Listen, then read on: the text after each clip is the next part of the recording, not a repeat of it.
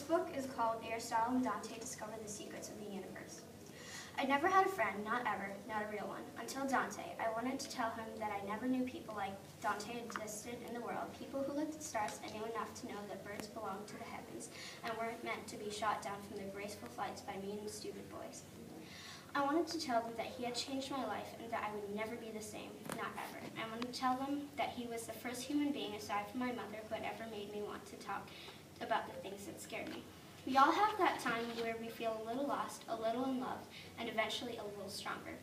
We find true friends, we clarify the love that we don't understand but has been given to us. This is what I believe this passage is about. It brings out the desperation of this character for a real friendship and a realization that the right person can transform you.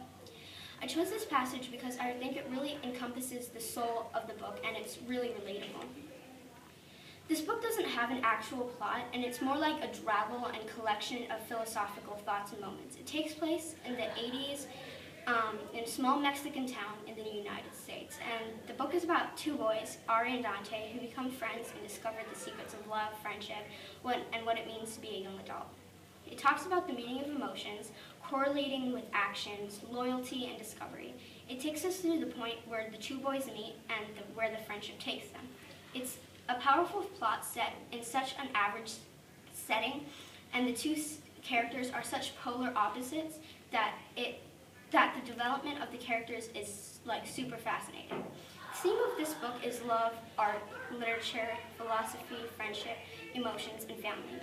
It is also about finding beauty in other people, discovery of life, and friendship. For example, I got to thinking that poems were like people. Some people you got right off the bat. Some people you just didn't get and never would get. This represents discovery in philosophy and literature.